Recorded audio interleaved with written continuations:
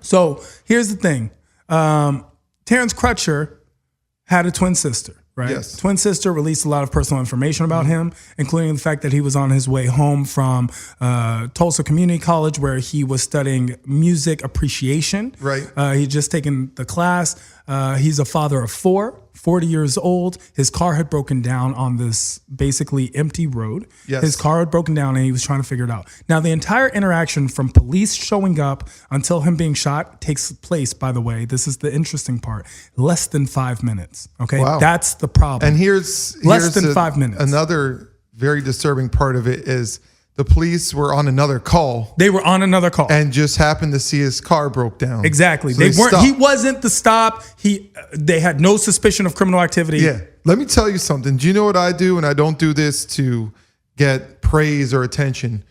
And within reason, if I can stop and I see a vehicle stopped on the road, because I know what it feels like, I always pull over and see what I could do to help. I did the exact same thing this weekend and helped this guy pull his car to the side. He was stopped on Santa Monica, which means death. Okay. He was stopped on Santa Monica and I helped him. No one was helping him. I pushed his car to the side. And then another black young lady rolled up, saw that he needed gas, went and bought gas and brought it back for this white guy.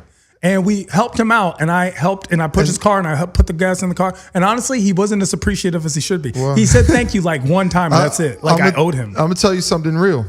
2 incidents. One, I was in DC, and you know how DC is. It's spotty. Sometimes you have those like really rich white neighborhoods as you're going through the city. And there was this man pulled over in a car, and it was snowing.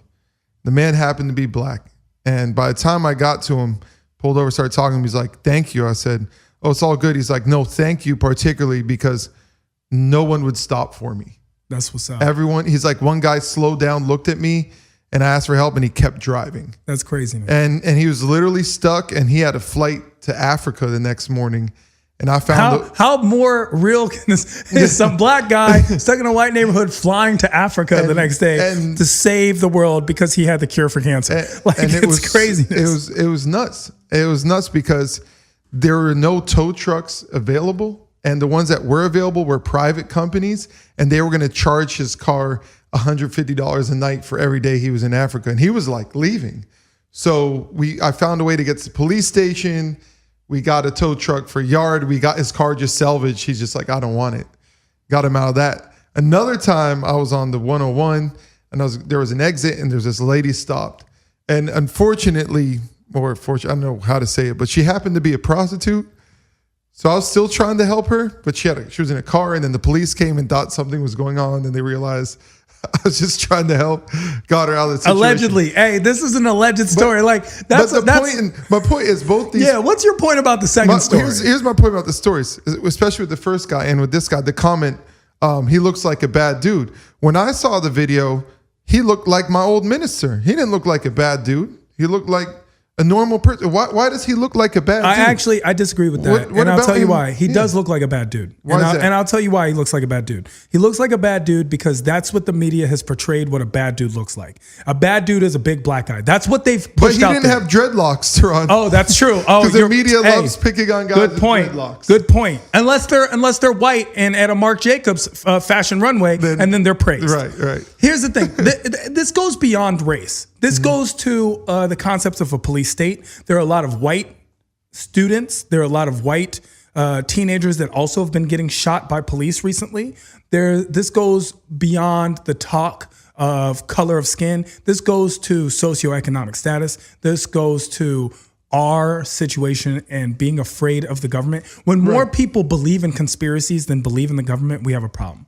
That's the truth. Yeah, and I don't know. Then they get mad when Colin Kaepernick sits down and kneels for the national anthem. How about we get the same people who think that he's disrespecting the country? How about these police officers? Can we get some people to be upset about this as well? Yeah, they're disrespecting the country. Well, here's where the gray area is, all right?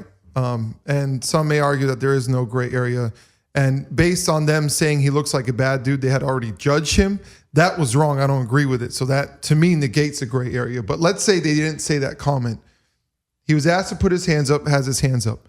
The question is, and there's no audio on this, what was he doing as he was walking to his car? Because that's being used as a reason for the officers to believe when he walked his car and reached in the car, he may have been grabbing a weapon. And that's the justification. He didn't reach inside his car. So I believe from one of the angles, they do show him reaching inside. Okay, here's the thing that the police are stating, right? Right. A majority of the police officers are saying that he was not compliant. Okay. First of all, why did he need to be compliant? What was his reasonable suspicion? He was just a guy who had a broken down car. But number two, one of the officers initially said he was told to put his hands on the car. And that's what it looks like he's doing. That's what it was. Now, what happens is in these situations, officers are advised for 24 hours not to speak to the investigation, to allow 24 hours to pass, and they have representation from their union come and speak on their behalf. Okay. This initial officer gave an initial report. One of the officers. One of the officers. Not the firing officer. Not the firing officer, whose name is Officer Shelby. No, not her.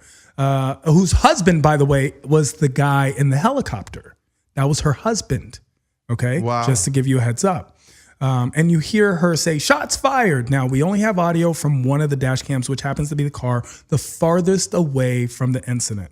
It's also the video that's being released where you can't see it because of the backs of the police officers. So what you're blocking. saying, it's possible for one of the officers to be screaming, keep your hands up, and the other to be saying, put your hands on the vehicle. Exactly. And so that's what's in dispute right now. Now, what happened is the officers are trying to make it sound like he was uncompliant for a very long time. But what comes down to it is the fact that the cameras show that even if he was uncompliant, it had only been for a minute to a minute and a half before the video, because that's when the video started. Is the videos we see is less than 2 minutes. Why is it starting there? Once again, another question that needs to be asked. That's why there's a federal investigation. Were any of these angles, none of the angles look like a body cam? No body cams. Why? No body cams at this point. Body cams are expensive. Not every police officer has one. I mean, that's a whole different thing. And that's something we need federal funding. They tend to break down a lot. They tend to fall off and break down a lot. They tend to break down a lot. So what we do have is this coming off where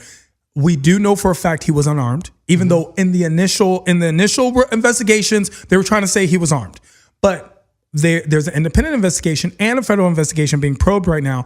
And there was no gun or guns found on this person or any weapon of any kind. When they pull up, and I'm trying to remember from the video, was he inside or outside the vehicle? When you see the camera, there is not one where he was outside the video and you see the whole thing. Yeah. There's not a camera angle that was released. That camera is allegedly malfunctioning. From what we see, though, he's already outside the vehicle. Yes, from what you see, he's outside the video. His hands are up on his head, up in the sky, and then they're on his head, and then he gets to the car, and then he looks like, from what we can see, it looks like he's reaching for the hood of the car, and it could have been an instruction. His blinkers are on. His blinkers are on. So, he's in the middle. His hood is up.